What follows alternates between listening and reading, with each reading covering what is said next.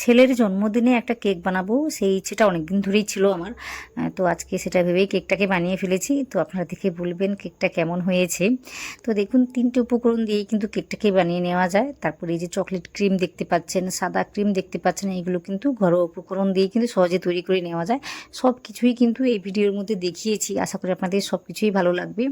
তো আজকের ভিডিওটি হয়তো একটু লম্বা করে আমি বানিয়েছি, কারণ আমি সব কিছুই কিন্তু দেখিয়েছি কীভাবে বাড়িতে বানানো যায়। কারণ ভুল করেও কিন্তু এই রেসিপিটি ভুলভাবে বানানো যায় না। তো আপনারা রেসিপিটি দেখলেই বুঝতে পারবেন কেন আমি এমন কথা বলছি।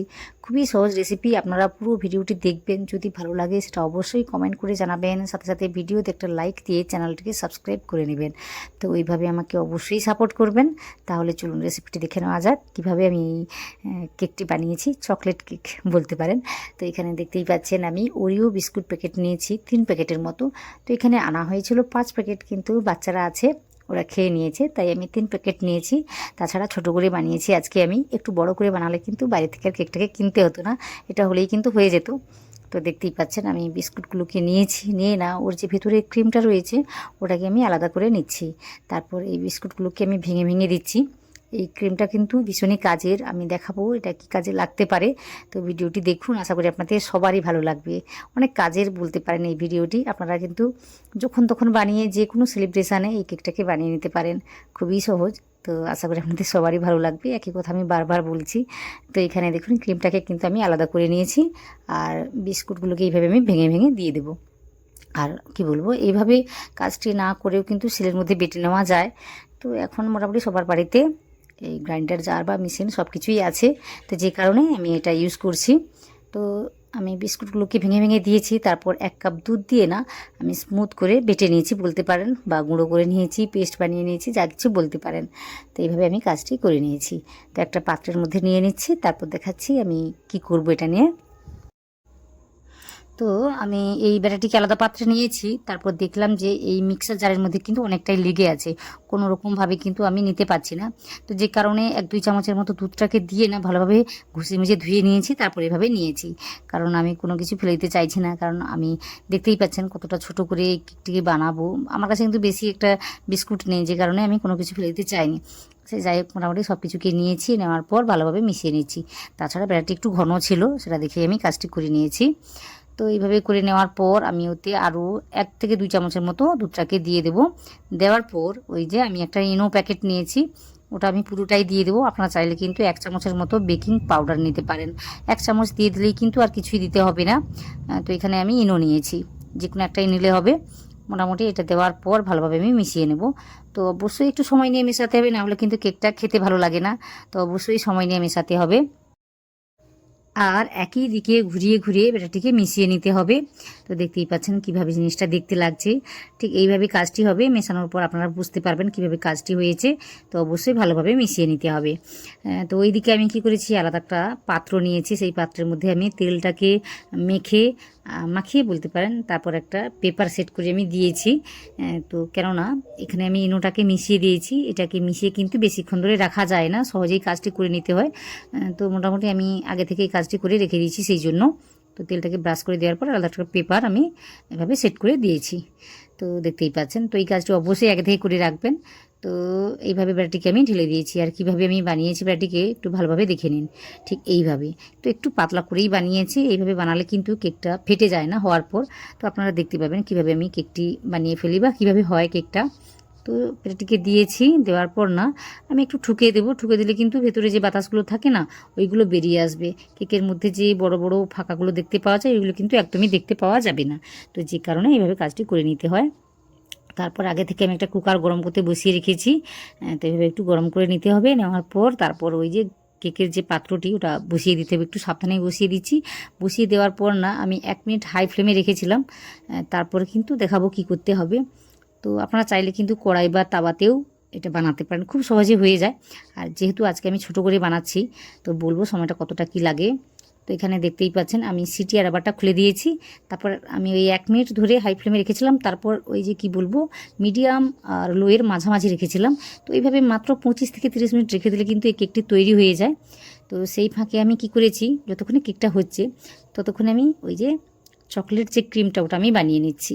কি করেছি, এখানে আমি দুধ নিয়েছি 1 কাপ, তারপর চিনি নিয়েছি 1/2 কাপ, তারপর আমি কোকোয়া পাউডার নিয়েছি, কোকোয়া বলতে কোকো পাউডার তো 2 চামচের মতো নিয়েছি, তারপর কর্নফ্লাওয়ার নিয়েছি 1 চামচের মতো। তো এইগুলো দিয়ে ভালোভাবে মিশিয়ে নিচ্ছি প্রথমে, তারপর দেখাবো কি করতে হবে। তো হাতে গোনা কয়েকটা উপকরণ দিয়েই কিন্তু এই যে চকলেট ক্রিম এই রেসিপিটি সহজেই বানাতে পারবেন। তো এই পর্যন্ত দেখে নিয়েছেন আমি এতে কি কি দিয়েছি। তো এরপর দেখাবো কি করতে হবে। 5 থেকে 10 মিনিটের মধ্যেই কিন্তু এই ক্রিমটি তৈরি করে নেওয়া যায়, সেভাবে ঝামেলা কিছু না। তো দেখতেই পাচ্ছেন এভাবে সব কিছুকে ভালোভাবে মিশিয়ে নিয়েছি। এই ঠান্ডা অবস্থায় কিন্তু সব কিছুকে মিশিয়ে নিতে হবে, গরম হয়ে গেলে কিন্তু ওইগুলো মেশানো যায় না, সহজেই দোলা পাকিয়ে যায়। তো যে কারণে এইভাবে মিশিয়ে নিতে হবে। মিশিয়ে নেওয়ার পর কিন্তু ওই লো ফ্লেমে রান্নাটিকে করে নিতে হবে। লো ফ্লেম রেখে অনবরত নাড়ি চাড়িয়ে কাজটি করে নিতে হবে। তো একটা সময় দেখতে পাবেন এটা ঘন হয়ে এসছে। তো কতটা ঘন রেখে কাজটি করতে চান সেটা আপনাকেই বুঝতে হবে। তো এখানে 5 থেকে 10 মিনিটের মধ্যেই কিন্তু তৈরি হয়ে যাবে, আপনারা দেখতে পাবেন। তবে বারবার কিন্তু নাড়িয়ে চাড়িয়ে দিতে হবে, না হলে কিন্তু নিচে বসে যায় বা সহজেই দোলা পাকিয়ে যায়। তো আপনারা দেখতে পাবেন আমি কি কথাটা বলতে চাইছি। যেহেতু অল্প করে বানিয়েছি, তাছাড়া কর্নফ্লাওয়ারটা দেওয়া আছে, যে কারণে কিন্তু সুন্দরভাবে একটা ক্রিমের আকারে চলে আসবে। তো এখানে আমি একটু বাটার দিয়েছি, 1 চামচের একটু বেশি দিয়েছি।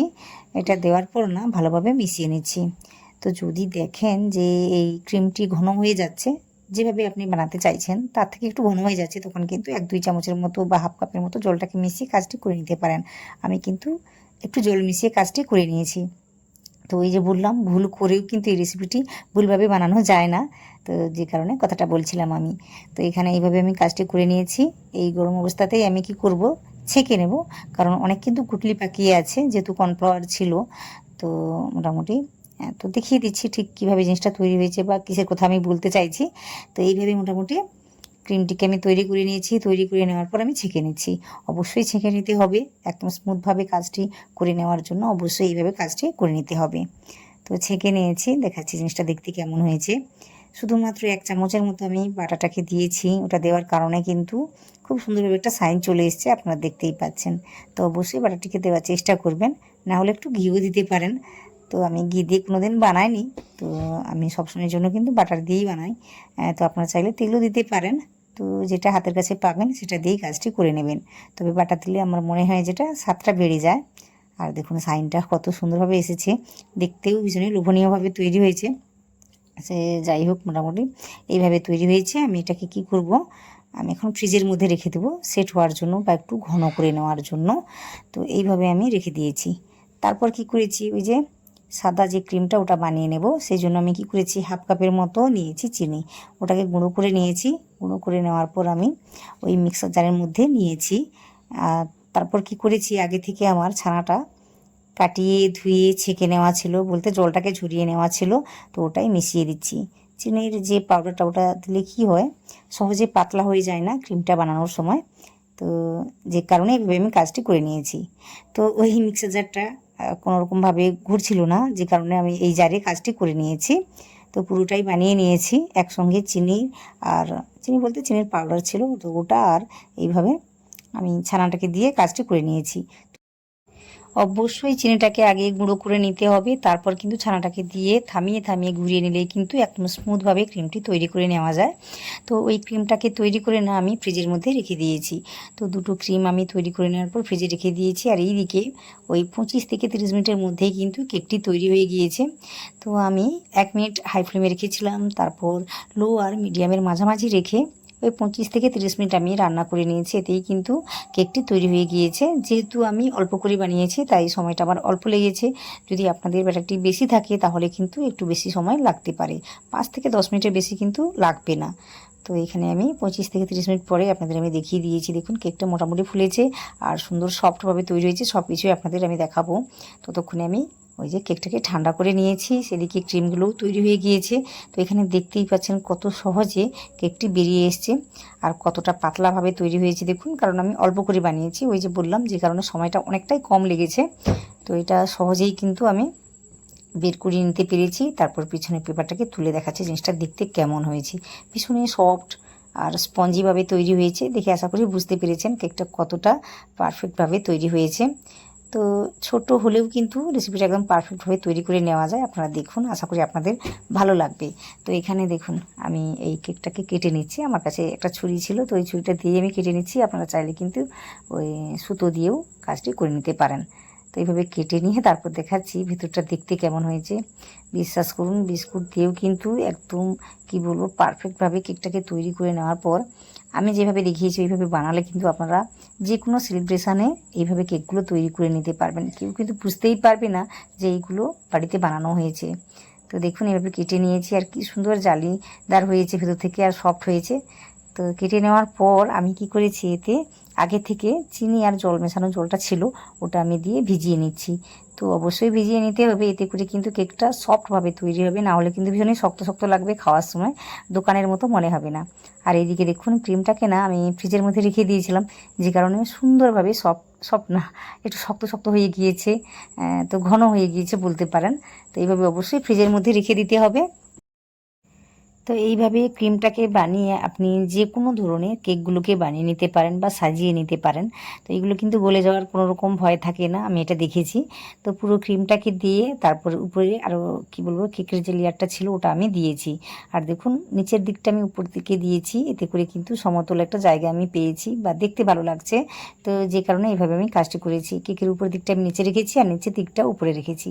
তো এটাই আমি বলতে চেয়েছি। দেওয়ার পর ওই সুগার সিরাপটা যেটা ছিল চিনির মেশানো জলটা ওটা আমি দিয়েছি, ভিজিয়ে দিয়েছি। ভিজিয়ে দেওয়ার পর ওই যে চকলেট ক্রিমটা আমি বানিয়েছিলাম ওটা আমি এইভাবেই দিয়ে ফেলেছি।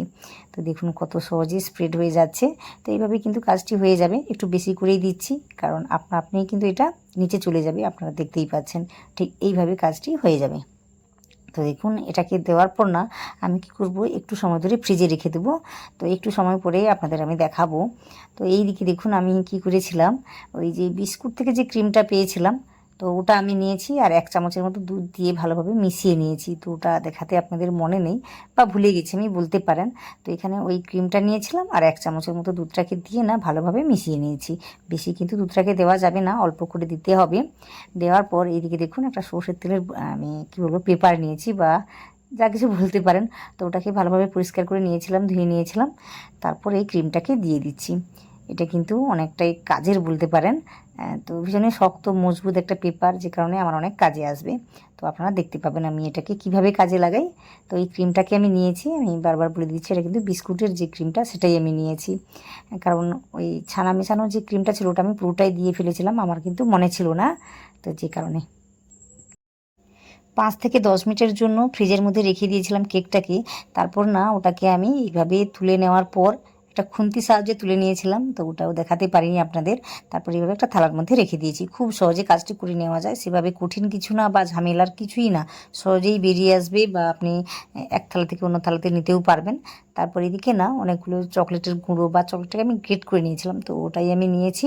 আর বিস্কুটগুলোকে ভেঙে নিয়েছিলাম, ওইগুলোই আমি নিয়েছি। নিয়ে না সাইডে এইভাবে দিয়েছি, কারণ সাইডটা দেখতে অতটাও ভালো হয়নি। তো যেটা দেখে এইভাবে আমি একটা সলিউশন খুঁজে নিয়েছি, যে কারণে কেউ কিন্তু বুঝতে পারবে না কেকটা কিভাবে তৈরি হয়েছে বা সাইডটা কিভাবে দেখতে লাগছে। তো মোটামুটি এইভাবে আপনারাও তৈরি করে নিতে পারবেন। সবাই ভাববে এটা একটা আলাদা ডিজাইন, কিন্তু এটা কিন্তু একটা ভুলকে কি বলবো ঢেকে রাখার জন্য কাজটি আমি করে নিয়েছি।